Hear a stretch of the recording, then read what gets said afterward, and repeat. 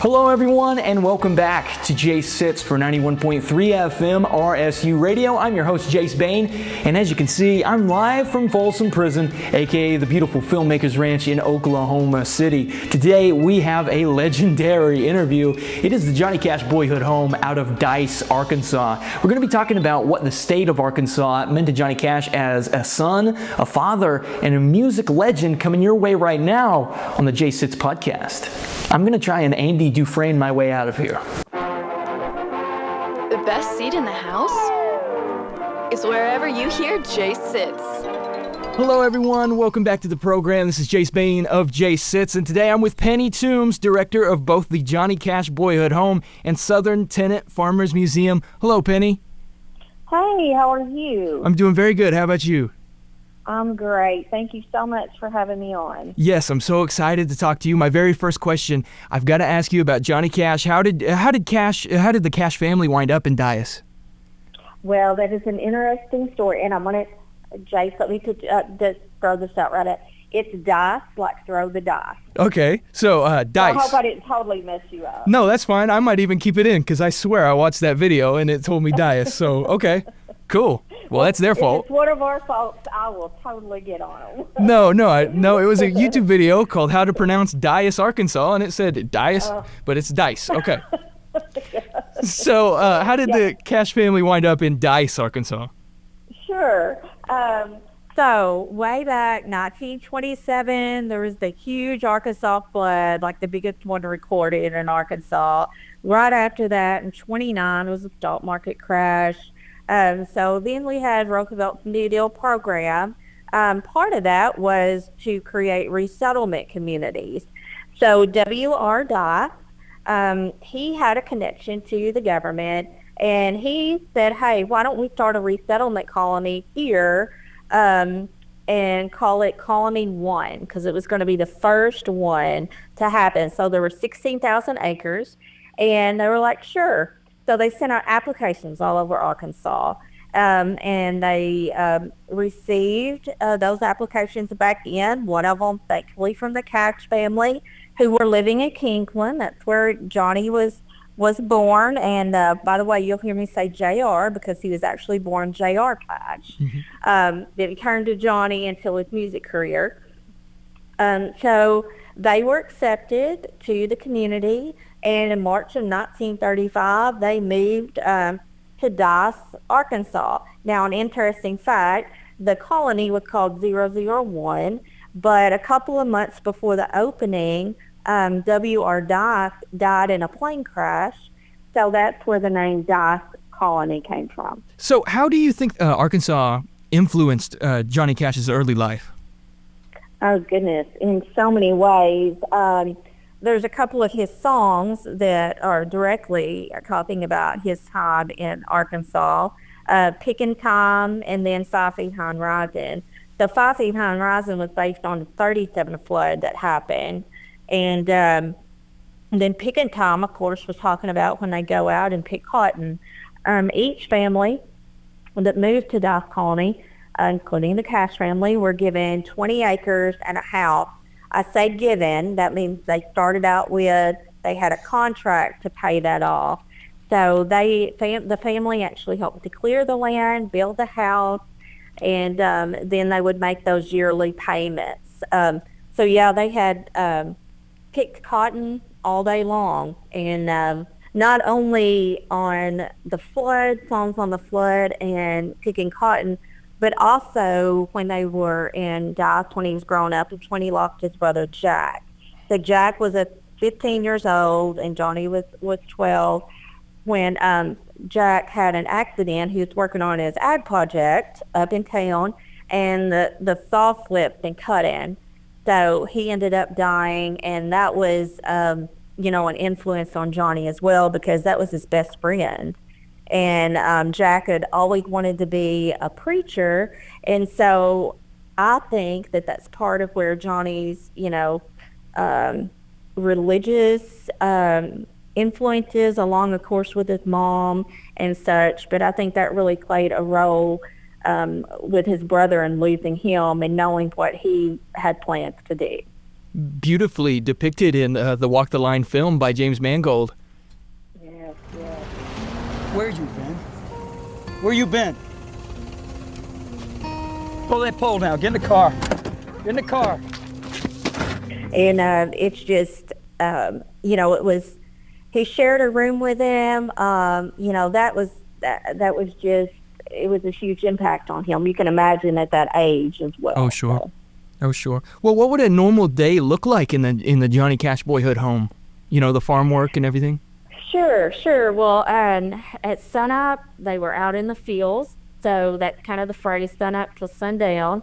So sunup in the field, and then, of course, when he was old enough to go to school, and during the times where they weren't picking, because school would be, released, you would be released from school if you had to get the cotton out, so he would have sunup, start picking, go to school, back out to the field, or when he got older, he played basketball, did a lot of fishing. So, if it was a day or afternoon that they had off, him and his brother and dad, brothers would go fishing. And, so pretty much like anybody during that time period, they worked in the field.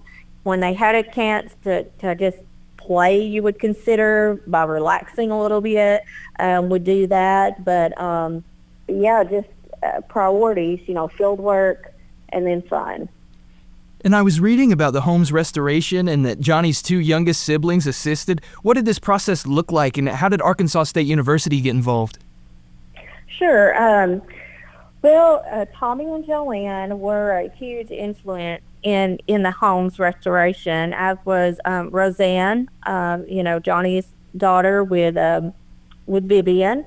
So Arkansas State University acquired the property through there were grants available, and then matching funding, fundraising. So they acquired it, and then there were concerts set up to raise the money to actually restore it. So the very first concert was, Roseanne Cash. She and some of her friends came and to raise money for that. But when the restoration process began, Tommy and Joanne would communicate with the director of the museum at that point and tell them things that they remembered. For instance, the window boxes, the flowers that Mama Cash kept in there were purple, maybe some white, but mostly they were purple. So we keep those purple flowers in there, for accuracy. The type of couch, there are some things in the house that are original and some that are the closest that we could find. So the original couch was not available, so they would send pictures to Tommy and Joanne and say, does this look like what you would have had? And they would go back and forth on that. And like the couch was actually found the closest one to what they had in California.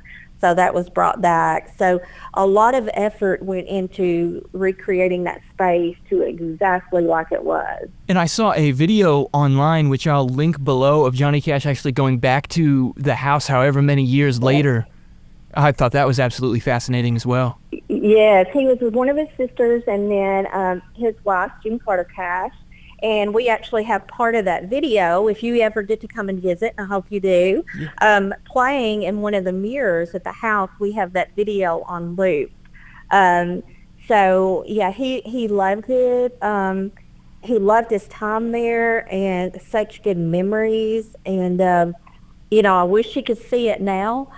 He would be, I think he would be so proud, and his kids have made the same statement.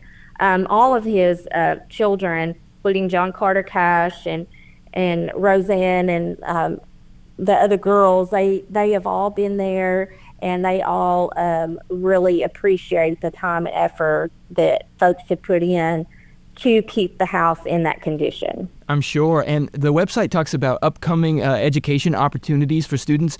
Do you see many young people coming to visit? Would you say Johnny's legacy is alive and well in Arkansas today? Oh, absolutely. And especially since, we had our statues replaced in the U.S. Capitol, and Johnny Cash was one of them. So just past September, we were in D.C. for the statue unveiling. Johnny Cash is the first musician to actually be representing a state in the U.S. Capitol. So that was exciting. But yes, we do a lot of educational programming. That is one of our main focuses. So we have school groups out for tours. We do virtual programming. We have concerts. And the big thing I've noticed is, every time I get a group in, doesn't matter if they're in first grade, fifth grade, or 12th grade, or college students, I will say, how many of you know Johnny Cash? And, there's always at least a handful that raise their hand. I'm like, okay, how many actually know his music or just maybe have heard, a grandparent or parent? And it's surprising they have. I think a lot of that has to do with when, he put out, like Hurt came out 2002, his album that was later in life, that brought a whole new group of folks, got their attention to his music. And honestly, he's just one of those that just stands the test of time. Even when I'll start playing, usually I walk the line or Ring of Fire. The kids may not, some of them may never know. They're like, oh, that's he sings that. They know the song. They just didn't know Johnny Cash. But I tell you, we get so many international visitors as well. We've had over 77 countries visit us at the Johnny Cash Boyhood Home. So he's just known all ages and internationally. That reminds me, I've got to tell you, my little brother's name is Cash, named after Johnny. Really? Yes. I don't know why I didn't bring that up, but yes. Yeah, that is so cool. Yes, he's 14. I'm about to show him Walk the Line for the first time, and I'll be able to talk to him about his namesake. That'll be fun. That's fantastic. Well, y'all both need to come visit. Yes. Yeah, I mean, hey, we can make it up there. It's just Arkansas. That's not too far. That's right. So if we could touch just for a second on the Southern Tenant Farmers Museum, what does this look like? What does this offer? Sure. Southern Tenant Farmers Museum is about 15 miles away. We do offer the combo tours, and it has an awesome story itself. It's what I call our little hidden gem. It tells the story not only of the progression of cotton and farming over the years, but about the formation of the Southern Tenant Farmers Union. So you're talking about the same time period that the Great Depression, the Cash family was moving in and all that. 15 minutes down the road, they had the Agricultural Adjustment Act that went in. That meant, said if they plowed up a third of the cotton, that would make prices go up. The government would send subsidy to the landowners, who would then turn around and give those to sharecroppers and tenant farmers. And you can kind of see where I'm going with that. The money made it to a certain point to the landowners, and then was not always, if ever, distributed to the tenant farmers and sharecroppers.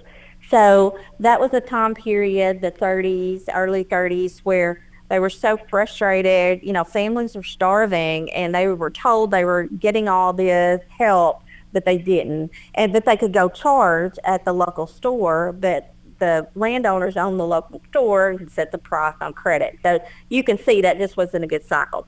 So in July of 1932, there were two businessmen in town, Clay East and H.L. Mitchell.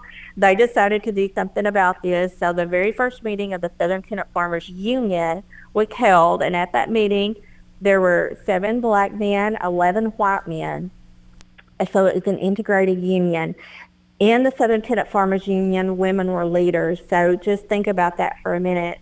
In the 1930s, you had black families, white families, and women leading in an organization. So that's a really huge, important story to tell. The headquarters were in our museum, so the Southern Tenant Farmers Museum. When you come and visit us, that's one of the things we talk about. Standing right there, they would have meetings of the Southern Tenant Farmers Union. So it's a pretty incredible story to tell. And finally, I mean, obviously throughout our entire conversation, both museums offer such a valuable experience to the public. How can we as Johnny Cash fans offer our help and support to both the home and the museum? Oh, yeah. One thing that we have with Johnny Cash Boyhood Home, we have our Dyess Colony Circle membership program. So starting at $35 and going up, and by the way, we use that for educational programming, for restoration, for, for pretty much anything and everything that relates to the home, because it is older, does take a lot of upkeep. But we offer that membership program, Dyess Call Me Circle of Friends. You get an annual gift. It's so cool. We have a special pick made every year. Last year was the clip sing. So that's one way. You can find out all about that online at dyesscash.astate.edu. And that's really the best way. Just come and see us, word of mouth. It truly is, both locations are treasures, and I think more folks that know about it, the better, because there's so much history there. Yes, it's about Johnny Cash, and he has an excellent story, but the influence that had on him, his life and his music, there's a lot to learn from that. Thank you for talking to us today. You are welcome. Thank you for having me. There you have it, my interview with the Johnny Cash Boyhood Home out of Dyess, Arkansas. I'd like to thank them so much for being a part of our episode today. All their links are down below. Check out their website. Help them out where you can. The entire time that interview was going, I was trying to come up with a jailhouse rock joke, and I got absolutely nothing. So all I can offer you is all of our links down below. Stay tuned with the show, because next week, I can't tell you what we're doing. The biggest episode to me personally. I love this writer, and to be able to talk to his foundation was an honor. So stay tuned, subscribe right where you can. This is Jace Sits, and I'm going to see you next week, hopefully.